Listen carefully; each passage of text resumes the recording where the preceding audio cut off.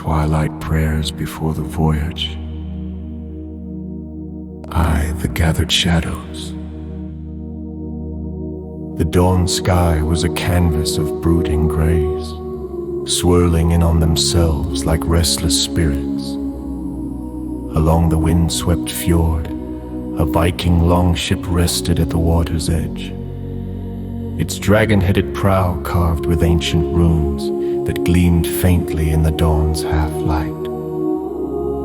The sea murmured against its hull, whispering secrets of an unfathomable depth.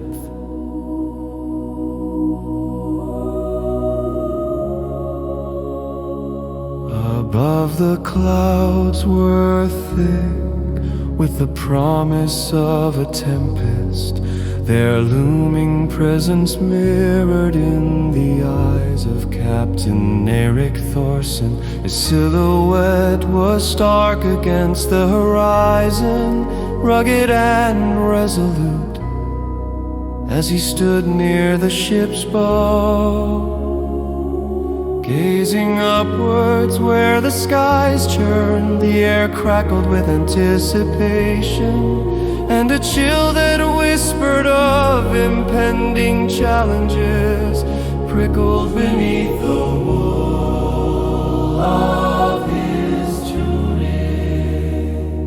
The village still slept under the heavy quilt of morning mist, but the distant drumbeat that marked the gathering of warriors thudded through the air, a rhythmic herald of the journey to come.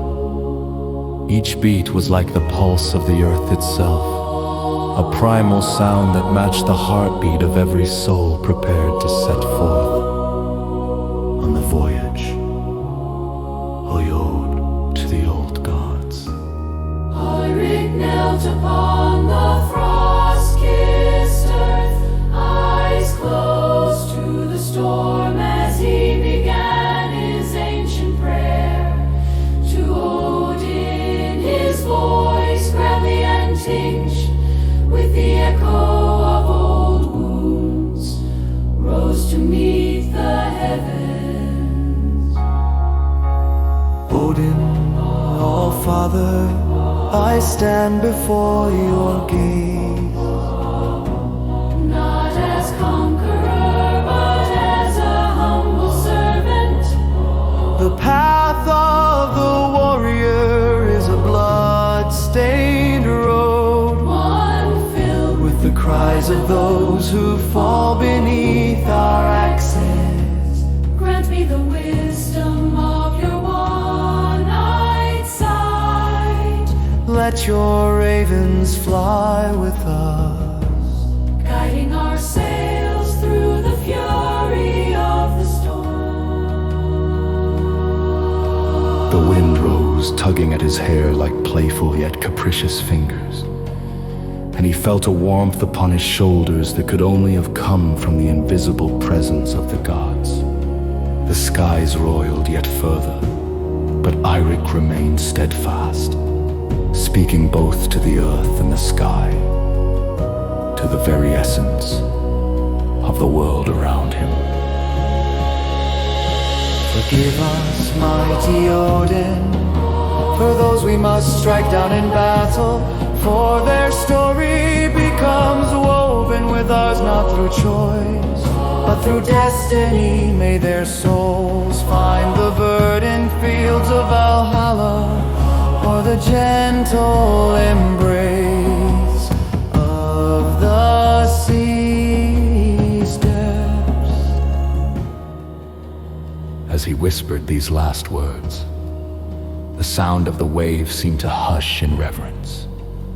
A brief moment of calm before the storm. In the corners of his mind, Eirik imagined Odin's wolves stalking quietly through the fog, offering a silent blessing to the warrior they would soon accompany. The symphony of spirits settled comfortably upon his shoulders. The distant beat of drums grew louder, joined by the low hum Of the village stirring to life, warriors clad in furs warriors and hardened by countless campaigns gathered along the shore. Their eyes were bright with the fire of determination. The promise of glory glinting in their steely gazes. The wind picked up, sending a spray of salt across their faces and filling their senses with the sea's briny breath. The long ship's sail unfurled, a crimson banner slicing through the morning. It flapped vigorously, a dragon waking to take flight upon the clouds. As the warriors boarded, Eirik turned once more to the east, where the first shards of sunlight pierced the sky, golden threads unraveling the tapestry of the storm. A collective breath seemed to sweep through the gathering, the promise of a new dawn, of hope and renewal beneath the gaze of the gods. He looked at his men, at their hands gripping shields and axes, at the camaraderie in their shared smiles and silent nods. In their faces, Eirik saw the reflection of his prayer, a unity of purpose, under the watchful eyes of destiny.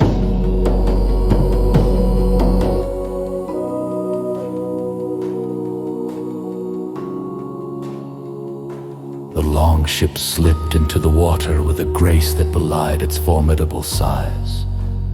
The oars dipped and pulled, setting a rhythm that resonated with the very core of the crew. To leave the safe embrace of the land was to step into a world of myth and legend, a realm where gods and men walk side by side. Continued to lighten, the storm clouds slowly drifted apart, revealing slivers of azure beyond the gray.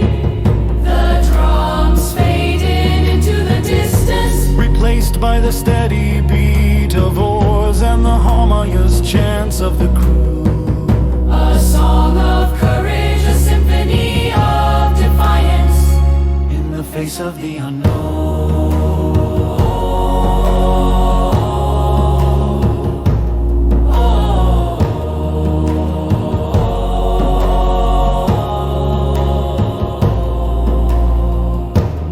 Eirik's heart swelled with a certainty that brought an unbidden smile to his lips.